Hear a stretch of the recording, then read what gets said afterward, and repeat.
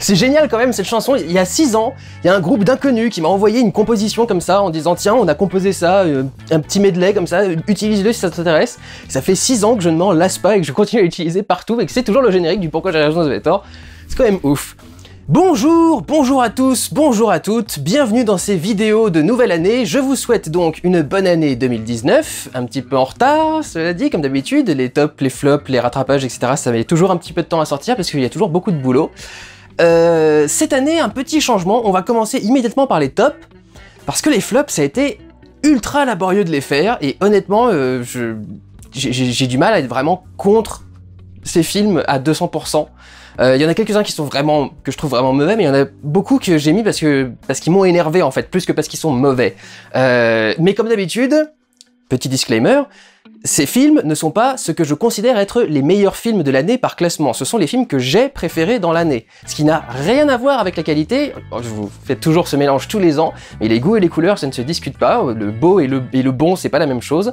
Donc voilà, c'est ce que moi j'ai trouvé beau, pas ce que j'ai trouvé bon. Ou ce que j'ai trouvé moche pour ce qui est des flops. Pas grand chose à dire de plus pour l'instant, il y en a énormément sur lesquels j'ai déjà fait des vlogs, à vrai dire je crois qu'il y en a aucun, il y en a un seul sur lequel j'ai pas fait de vlog, donc c'est le seul sur lequel je m'attarderai un tout petit peu, les autres je vais essayer de passer quand même assez rapidement parce que si vous voulez aller plus en profondeur, il y a des vidéos qui sont déjà sorties et qui durent 15 à 20 minutes à chaque fois, donc voilà, vous pourrez aller voir ça si vous avez envie d'avoir plus d'informations. Commençons tout de suite avec la 10e place. Mortal Engines, réalisé par Christian Rivers. Les rivières de chrétiens, j'aime beaucoup ce nom. Le film est juste en 10e position parce que c'est pas le film de l'année non plus, hein, c'est le film avec clairement certains défauts en termes de scénario, mais vraiment ils m'ont pas marqué avant de sortir de la salle de cinéma, donc c'est plutôt un truc qui passe bien, quoi. C'est le principe d'un film, c'est de suspendre ta crédulité le temps du film. Et ma crédulité a été suspendue le temps du film en fait. Je trouve qu'il y a suffisamment de choses intéressantes que le film a à offrir pour qu'on puisse se dire que oui, effectivement, le scénario est pas le truc le plus original du monde, au niveau des personnages surtout, parce que le scénario lui-même, c'est quand même pas, ça a pas été vu des milliers de fois, hein, des villes gigantesques sur des grosses roues qui se poursuivent les unes des autres, c'est quand même plutôt original. Et c'est vrai que les histoires des personnages en eux-mêmes est pas spécialement originale, elle est pas non plus spécialement mortellement cliché et inintéressante non plus, quoi. Mais je reconnais qu'il y avait aussi des petits rapports avec Star Wars que j'avais pas mis en avant à l'époque. En même temps, le gamin qui rêve de voler depuis des années, c'est utilisé depuis tout le temps et dans plein de films, c'est le principe du gamin qui a envie de s'évader, quoi. C'est l'avion et le fait de voler dans les airs, c'est un peu cette idée-là.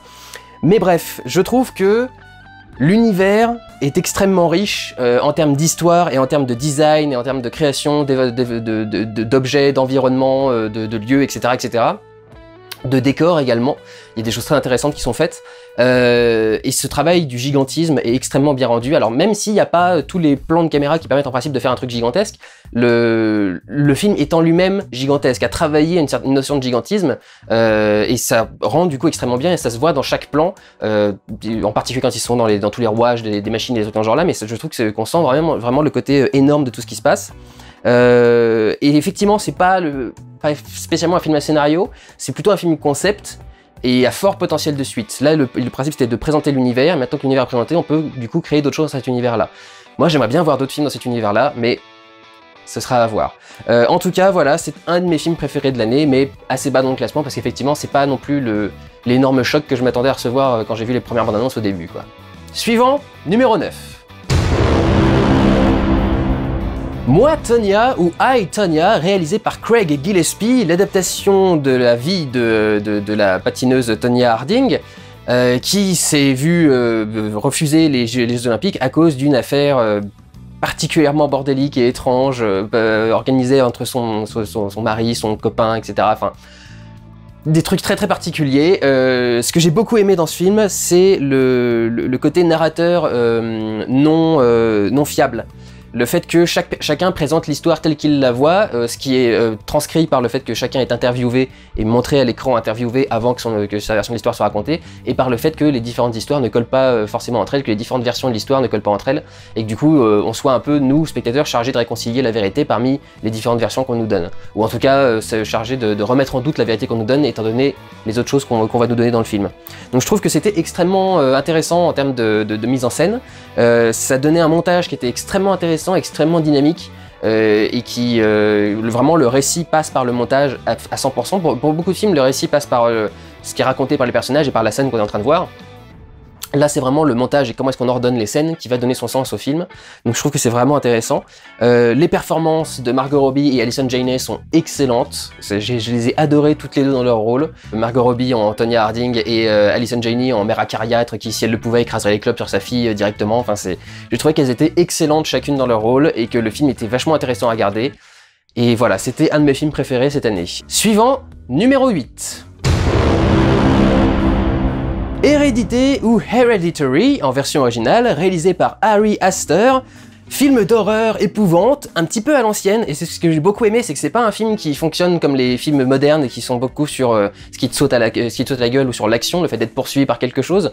C'est vraiment beaucoup plus un film sur le temps, la tension, qui va travailler sur les ombres, qui va travailler sur des mouvements étranges, par exemple des lévitations, mais des lévitations qui vont se faire de façon, pas de façon je vole et j'écarte les bras, etc., mais des choses qui sont beaucoup plus angoissantes et beaucoup plus étranges. Jouer sur des mouvements saccadés également, qui vont du coup avoir un résultat très particulier, saccadé ou hystérique presque, qui fait vraiment des personnages qui n'ont plus le contrôle de leur corps et qui du coup donnent des images qui sont assez surprenantes à voir et assez dérangeantes. En plus d'être un bon film d'horreur, c'est un film qui a des thèmes qui sont très intéressants, qui sont abordés et qui renforcent ce côté angoissant et ce côté cette tension qui traîne dans le film. Il y a tout ce côté rapports familiaux et pression familiale avec les différentes engueulades qu'il y a entre les différents membres de la famille, avec le poids des responsabilités qu'il peut y avoir entre les différents membres, les disputes qui peuvent s'échanger, la culpabilité également qui va être abordée, puisque c'est un peu la base du film, c'est qu'il se passe qu'il y a un événement grave et il y a tout un deuil qui doit être géré par la famille, et c'est ça qui va du coup être très compliqué pour eux. Et j'aime beaucoup la façon dont c'est abordé justement cette question du deuil, notamment à travers les maquettes que réalise la mère de famille, qui est jouée par Toni Collette, et les maquettes du coup font un rapport à la fois direct à l'événement, puisque c'est représenter l'événement, et en même temps en être séparé, puisque c'est une réduction, ce sont des maquettes, c'est des modèles réduits, et du coup c'est pas exactement la même chose. Il y a un rapport comme ça aux événements tragiques qui est vachement intéressant, qui est traité dans ce film, et qui est d'autant mieux traité que les acteurs sont tous absolument excellents. Enfin, Toni Collette évidemment dans son rôle principal, mais alors ils sont tous au cordeau, ils sont tous géniaux. Donc c'est tout ce qu'il faut pour être à fond dans un film d'horreur, c'est des choses angoissantes portées par des acteurs excellents et avec en plus des thèmes assez sombres et très bien traités derrière. C'est un petit bijou et j'ai beaucoup aimé ce film cette année. Continuons avec le numéro 7. Le secret des Marrowbone en français, Marrowbone tout court en anglais, ou El secreto de Marrowbone, je crois en espagnol, puisque le réalisateur est espagnol, il s'appelle Sergio G. Sanchez. Ah, c'est compliqué. Sergio G. Sanchez. C'est comme ça. Faut que je fasse attention parce que le mec a vu mon vlog et m'a envoyé un remerciement sur Twitter. C'est un truc qui m'arrive assez rarement et ça m'est arrivé 1 ou 2 fois cette année, donc j'étais quand même super content. Et donc Sergio Sanchez a réalisé un des films que j'ai le plus aimé cette année, à nouveau un film d'horreur comme Hérédité. Horreur angoisse plutôt, parce qu'il n'y a pas vraiment d'éléments d'horreur pur, mais c'est vrai que c'est un film qui fout quand même pas mal en angoisse et qui est particulièrement stressant et malsain surtout. Mais ce qui est intéressant, c'est que ce malsain est mélangé avec quelque chose d'extrêmement éthéré et doux, et c'est du coup la dichotomie entre les deux qui fait que chacun ressent encore plus, quoi. Ce qui est doux ressent encore plus doux, opposé à ce qui est violent, et ce qui est violent est encore plus violent, opposé par rapport à ce qui est doux. Donc c'est vachement intéressant. La photographie était absolument sublime dans ce film, les acteurs et les actrices étaient tous absolument sublimes.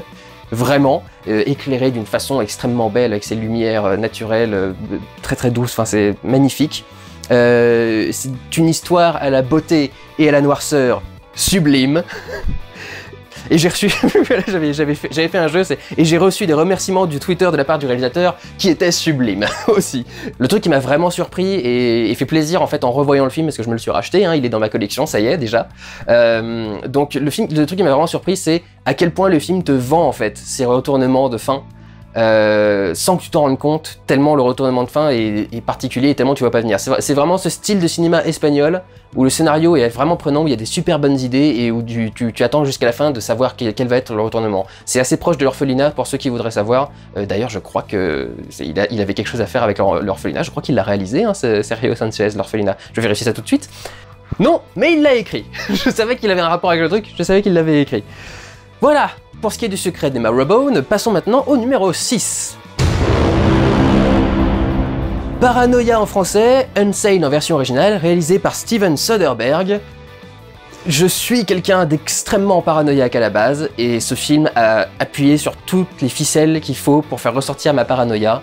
Et ma remise en question de la réalité, du monde, etc. Dans le film en tout cas, je l'ai trouvé vraiment excellent. Il y a un travail de l'image qui est vachement sympa, le travail de cette image à l'iPhone, qui est assez malsaine au final, parce que t'as à la fois une image assez propre et nette, d'image moderne donc, mais en même temps l'image est trop propre et trop nette parce que la profondeur de champ d'un iPhone n'est pas du tout celle du cinéma et tu sens que tout est très net et que, du coup c'est très bizarre.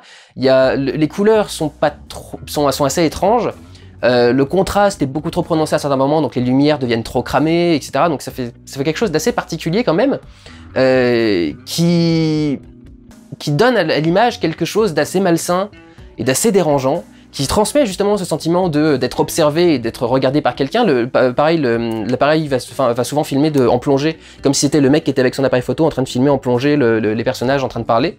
Donc il y a vraiment ce sentiment d'observer et d'espionner les gens. Il y avait par exemple le générique d'intro, pareil. Tout le générique d'intro, c'est le personnage principal, la fille, l'héroïne du film, qui est filmée, mais à travers et derrière des buissons et des arbres ou dans un parc, etc. Comme si quelqu'un la filmait de loin pour la stalker, quoi, pour la poursuivre dans la rue. Donc ça met vachement en angoisse et c'est vachement intéressant en termes de réalisation et en même temps en termes de malsain et de transcrire directement dans l'image que ce qui se passe c'est pas bon en fait. Pareil, le travail du grand angle très déformé des iPhones, ça donne un sentiment très étrange par rapport à ces images. Et du coup, tout ça fait ressortir un véritable effet de paranoïa. Raison pour laquelle, je vous dis que le secret d'Emma Webone était déjà dans mon truc, je sais pas si je vais rajouter celui-ci parce que vraiment il me fout en angoisse et je pense que si je le revois, je vais vraiment angoisser et être en bad. Donc du coup je sais pas combien de fois je vais le revoir, mais j'ai beaucoup aimé Paranoia de Steven Soderbergh et je vous encourage à le voir cette année. Passons au suivant, numéro 5.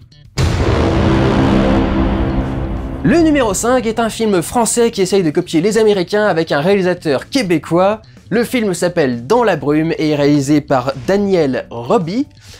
Ce film se concentre donc sur une vague de brume toxique qui bute tout le monde et qui déferle sur Paris et a priori dans le monde, mais on n'en sait rien vu que plus rien ne fonctionne, tout le monde est mort à cause de la brume. On suit les personnages de ce film qui ont une enfant qui vit dans une bulle parce qu'elle a une maladie particulière et qui fait qu'elle peut pas survivre en milieu extérieur. Et donc ils vont devoir essayer de l'aider puisque comme il y a plus d'énergie, il faudrait trouver un moyen de recharger les batteries pour la bulle de la gamine. Donc il faut sortir dehors et puis qu'au bout d'un moment, comme on peut pas rester là éternellement, il faut aussi penser à partir. Et donc si on part comme on part, etc. Donc il y a vraiment tout un côté péripétie qui colle vraiment au blockbuster américain et au scénario américain et hollywoodien, et en même temps un côté extrêmement familial, proche des gens et humain, qui fait très film français, puisqu'on se concentre donc sur une famille, un père, une mère et leur fille, séparés, pour rajouter un petit peu de tension, mais séparés en bons termes, donc du coup il y a des choses qui peuvent être intéressantes à exploiter dans cette relation, dans ces lambeaux de relation, dirons-nous. Donc c'est vraiment le parfait mélange des deux à mon sens. Peut-être la raison pour laquelle il n'a pas plu à beaucoup de gens. Je sais que le film a du mal à plaire à beaucoup de gens. Il y a beaucoup de gens surtout qui n'ont pas aimé la fin. Alors la fin, je sais pas si je vais vraiment le... Non, c'est pas dans mes notes. Je ferai une petite section spoiler à la fin, d'accord? Pour le reste, c'est vraiment du grand spectacle à la française. Et je trouvais que c'était vachement impressionnant, important, intéressant, impressionnant. Je ne savais pas quel mot choisir, quel superlatif, mais... Il y a ces plans où quand Romain Duris sort et qu'il voit la vague de brume arriver sur lui, qui est vraiment très bien faite. C'est tous ces plans magnifiques, ces grands panoramiques sur la ville de Paris remplie de brume jusqu'au toit, etc., qui sont absolument sublimes et qui rendent super bien. Ces scènes où ils sont en train de courir dans les rues avec une caméra extrêmement fluide qui se promène entre les voitures, entre tous les passages, etc., pendant qu'on les suit en train d'être pourchassés par des gens ou en train de fuir un élément dangereux, etc. Tout ça, en plus, je savais pas du tout, je devrais peut-être pas vous le dire parce que maintenant que je le sais et que je l'ai vu dans le making-of, j'ai du mal à m'en séparer, mais presque tout ça a été tourné en studio en plus. Donc des putains de bons effets spéciaux pour te faire passer du studio pour du vrai extérieur. Enfin, c'est vraiment ultra bien fait, quoi, parce qu'évidemment c'était beaucoup plus facile pour eux de faire ça que de bloquer la ville de Paris pendant une journée ou 3 journées, etc., etc. Donc vraiment c'est du très grand spectacle à la française et je trouve ça vachement rafraîchissant et impressionnant de voir ça en fait. L'histoire est vachement intéressante et riche en rebondissements et riche en émotions, c'est vraiment, je trouve que c'est super cool à suivre. Et alors pour la fin, petite section spoiler. il me semble en principe que le but du message c'est de parler en fait des parents qui surprotègent leurs enfants globalement, ou qui pensent que leurs enfants seront pas adaptés pour se battre, pour affronter le monde qui va venir. Et en fait le truc c'est que le film essaie de dire le monde qui va venir est pas pour vous de toute façon. Le monde qui va venir il est pour eux, donc c'est eux qui en feront ce qu'ils ont envie d'en faire. Donc il faut pas surprotéger vos gamins, et il faut pas faire attention à ce point-là, à tout ce qui va au moindre truc qui pourrait les perturber, les déranger, etc. Parce que au final, de toute façon, ils seront confrontés à ça dans leur vie, et ce sera leur monde à gérer ensuite. Donc il faut pas essayer de les maintenir dans un espèce de truc BA. Pour moi, c'est ça la leçon du truc. Ce côté, vous protégez trop vos enfants, en fait, vous surprotégez vos enfants. Le monde vous appartiendra pas après, le monde il appartiendra à eux, donc vous en faites pas, ils sauront quoi en faire. Je trouve que il me semble que c'est ça, et il me semble que c'est assez intéressant comme message. Peut-être que je me trompe, cela dit, j'en sais rien. Mais pareil, j'ai eu des remerciements de la part de, pas du réalisateur, mais du producteur, je crois, pour ce film-là, sur Twitter, qui m'ont dit, j'adore quand on voit ce genre de truc, mais le mec a tout compris à ce qu'on essaye de faire. Évidemment, j'ai raison et vous avez tort. Suivant, numéro 4. Venom, réalisé par Ruben Fleischer. Je vous avoue que je m'attendais pas forcément à le mettre, et surtout pas à le mettre forcément dans ce classement, mais je l'ai revu pour être sûr que j'avais bien aimé ce film, et j'ai bien aimé ce film. Je peux même pas vraiment rentrer en détail, je trouve que c'est un bon film de divertissement, et qu'il a été extrêmement bien fait. Je trouve que le personnage de Venom et la relation qu'il développe avec Eddie pendant tout le film est intéressante, bien travaillée, étrange et en même temps familière. Enfin, il y a quelque chose qui fonctionne très très bien dans ce truc. Le personnage joué par Tom Hardy de Eddie est vachement intéressant. Il a un comportement qui est un peu particulier. Lui il dit qu'il est Asperger. Moi j'ai pas senti Asperger dans le film, mais il y a cette espèce de mec désabusé ou ce punching ball quoi, qui se prend tout dans la gueule et qui reste quand même sur place, un peu essoufflé en train de dire non écoutez j'en ai un peu marre là, on pourrait arrêter. Je sais pas, il y a un truc très particulier dans cette façon de jouer le personnage d'Eddie, mais qui je trouve le rend vachement sympathique et vachement intéressant en fait. Et le film a super bien marché au final, hein, quand même, au niveau international, donc je pense qu'il y a quand même des choses intéressantes à prendre. Et je trouve que les scènes d'action étaient vachement intéressantes.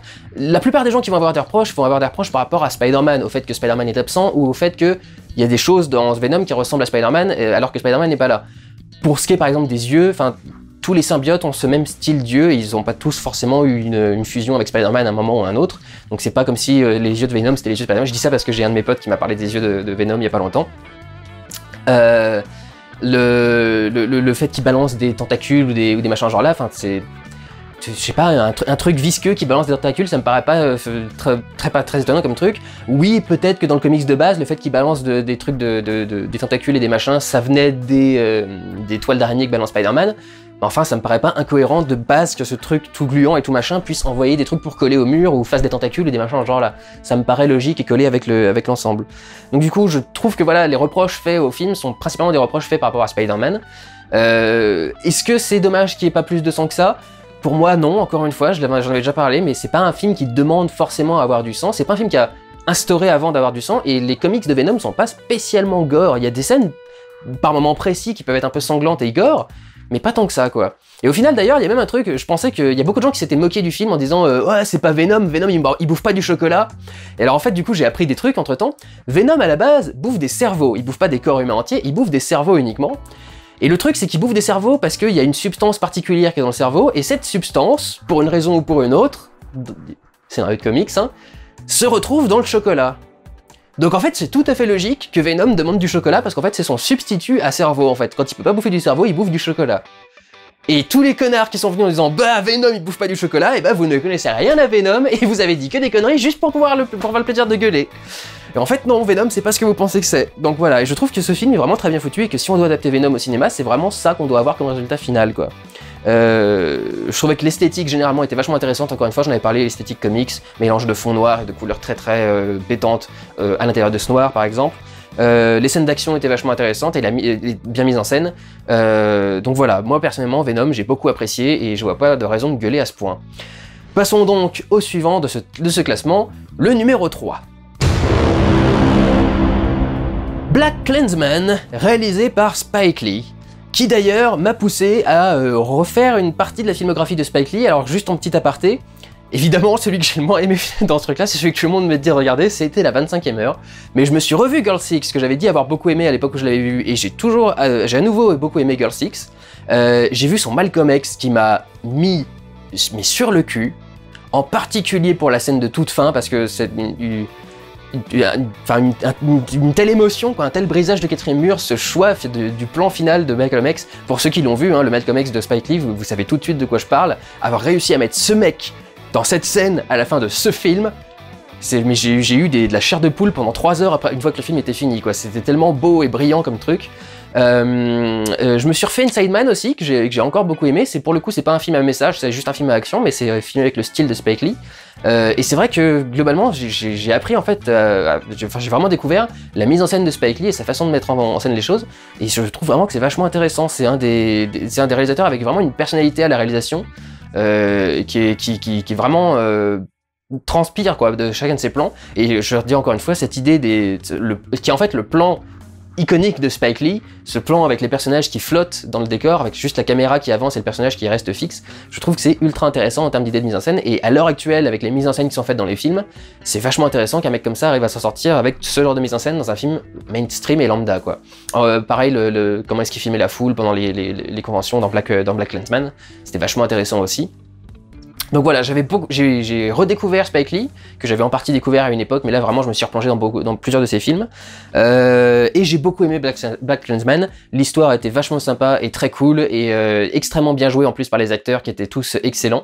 Les thématiques politiques et sociales qui sont traitées dans le truc sont vachement bien traitées. Il y a un côté, peut-être, je crois qu'on aimerait se dire que les personnages qui sont dans ce film sont caricaturaux, parce qu'on n'arrive pas à croire que des personnages comme ça puissent exister dans la vraie vie. Mais en fait, si vous regardez un peu des infos américaines, des gens comme ceux qui sont dans le Ku Klux Klan de ce film, vous en voyez mais tous les jours à la télé. Il y a eu une épidémie récente de femmes blanches qui sont terrorisées par des noirs qui arrivent simplement dans leur magasin ou dans la rue, ou il y avait une nana qui appelle les flics. Il y a une nana qui a appelé les flics parce qu'une gamine vendait de la limonade dans la rue, et pour elle c'était illégal et c'était pas bien, et il fallait appeler les flics pour enlever la gamine. Enfin, il y a des trucs comme ça, malheureusement, je suis navré de vous le dire, mais effectivement, beaucoup de gens qui sont très racistes sont surtout très très cons. C'est toujours un truc d'ailleurs, un problème que j'ai avec les gens, c'est que vous essayez toujours de catégoriser les catégories de cons en fait, avec les racistes, avec les transphobes, avec les machins. Globalement, si t'es con, t'es con. C'est pas un problème d'être spécialement contre telle ou telle personne, c'est généralement un problème de connerie globale. Parce qu'en plus, généralement, t'as des capillarités entre les différentes haines. Donc voilà, il y a des personnages comme ça et dans les organisations racistes et les trucs dans ce genre-là. Donc moi je trouve que c'est intéressant. Et évidemment la mise en scène du film était super audacieuse, donc j'ai beaucoup aimé ça, et il y a beaucoup de choses qui sont ultra belles, enfin toute cette intro avec Birth of a Nation, avec au-dessus l'autre Baldwin, là je sais plus lequel, Steven ou Adam, je sais plus lequel, qui fait un prêcheur de droite. Enfin, je trouve ça magnifique, quoi. Tous les messages qui sont dans ce film, à la fois sur la société et sur le cinéma, l'art américain. Très très beau, et je vous encourage profondément à le voir, j'ai beaucoup aimé ce film. On va passer au numéro 2, et sur le numéro 2, je vais passer un tout petit peu plus de temps que sur les autres, parce que le numéro 2 n'a pas eu de vlog. Numéro 2. Searching, réalisé par Anish Chaganty. Searching est un film qui suit un père de famille dont la femme est morte il y a quelques années, et qui, au début de ce film, au début de l'acte 1 en tout cas, voit sa fille disparaître sans aucune preuve de ce qui a pu lui arriver, sans aucune trace de ce qui a pu lui arriver. Et en fait, le père va enquêter sur la vie de sa fille pour essayer de savoir ce qui a pu mener à sa disparition, en fouillant sur son ordinateur. Tout le film est, comme avait été fait Unfriended il y a 1 ou 2 ans, tout le film est une capture d'écran d'ordinateur. Pas toujours le même ordinateur d'ailleurs, c'est un truc que je trouve assez intéressant, mais c'est pendant en fait, on a au tout début du film une séquence qui est un petit peu comme dans Up, dans là-haut, où on a le résumé de l'histoire de cette famille jusqu'à la mort de la mère et jusqu'à ce que la fille devienne adolescente et donc presque jeune adulte. Et tout ça est résumé uniquement avec les écrans d'ordinateur, et on suit donc, à la fois en même temps qu'on suit l'évolution de la famille, les évolutions du monde informatique. On commence en fait avec vous savez, le fond d'écran de Windows XP avec cette fameuse colline verte là que tout le monde a eu et le bruit d'ouverture. Et on voit le mec commencer à créer des images, commencer à créer des sessions, commencer à mettre des photos, des vidéos, etc. Et on suit en fait toute la famille avec cette évolution donc dans le temps. Et on voit en même temps le design de Windows XP évoluer, on voit les premiers designs de YouTube, on voit les premiers designs de Facebook, etc. Et donc il y a quelque chose d'extrêmement concret qui se met en place dès le début du film, qui nous replonge nous-mêmes dans notre passé et dans nos expériences passées de l'ordinateur. Ce qui fait que pendant tout le film, tu es totalement investi et tu te sens absolument être le père en train de chercher l'histoire qui est arrivée à sa fille. Il y a une véritable projection du spectateur sur le personnage du film, parce qu'on a l'impression d'être nous-mêmes devant cet écran et tout ce que le père fait, on le ferait nous-mêmes. Tous les indices particuliers qui font que le père commence à penser à un truc, c'est des trucs qui nous auraient marqué nous aussi si on était en train de visiter le truc. Il y a évidemment une intrigue qui est mise en place de façon très ingénieuse et on a des indices pour nous rassurer et en même temps des choses pour nous pousser à mettre des choses en doute.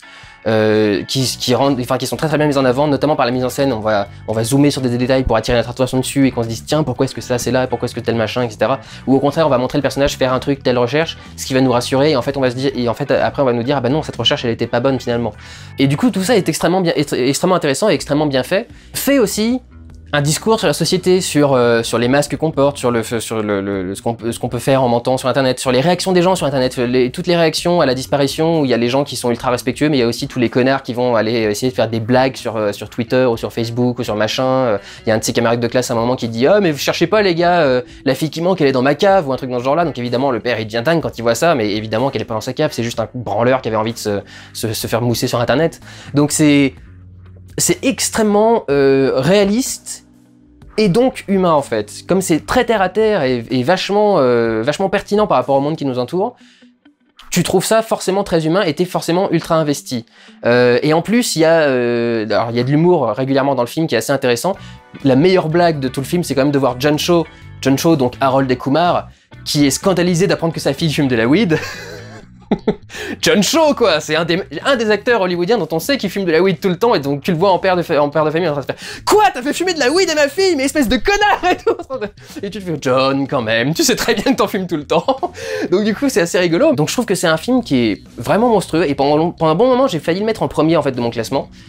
Parce que c'est un des films qui m'a fait ressentir le plus de choses cette année, quoi. J'ai rigolé, j'ai pleuré, j'ai été angoissé, j'ai été ravi, enfin, il y a tout dans ce film. Ce film, c'est la vie. Ce film, c'est la vie moderne résumée dans un film. Bon, avec évidemment les dangers particulièrement mis en avant, mais je trouve que c'est un des films les plus pertinents et les plus parlants sur le monde actuel, finalement. Ce qui est peut-être vachement angoissant par rapport au monde actuel, quand même. Si un des films les plus pertinents sur le monde actuel, c'est un film où une gamine disparaît, c'est qu'il y a quand même quelque chose qui va pas dans le monde actuel. Mais, enfin, j'ai trouvé ce film incroyablement pertinent et incroyablement intéressant, et je vous encourage profondément à le regarder. Il y a un ou deux trucs qui sont un peu évidents, le truc de la photo de profil en particulier. Je veux dire, t'as vu cette photo de profil, tu fais Google l'image tout de suite, parce que la photo de profil elle est space, mais voilà, peu importe, c'est un détail infinitésimal dans un océan de réussite. Je trouve ce film absolument génial et il faut absolument que vous le voyez. Au moins autant que le numéro 1 de ce classement. Et ce numéro 1 va être historique, parce que je me serais jamais attendu à mettre un film de cette saga dans une telle position dans mes tops. Numéro 1.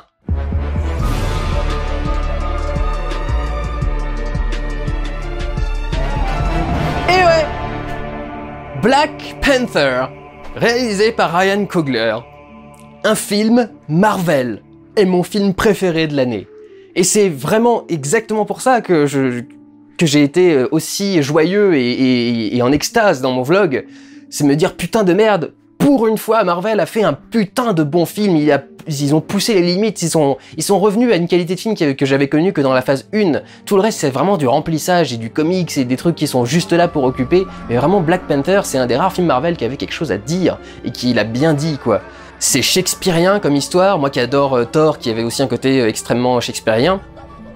Cette histoire de l'héritier naturel du trône et du renégat qui a été rejeté, qui a été renié de la famille, ce qui mélange en plus cette histoire entre le Wakanda qui est un pays qui fonctionne extrêmement bien, et le reste de la population nord-africaine et sa situation dans le monde. Ça fait un des méchants avec les meilleures motivations du monde, le meilleur méchant jamais créé dans un Marvel. C'est quand même un méchant qui passe une bonne partie de son film, et c'est un truc assez important.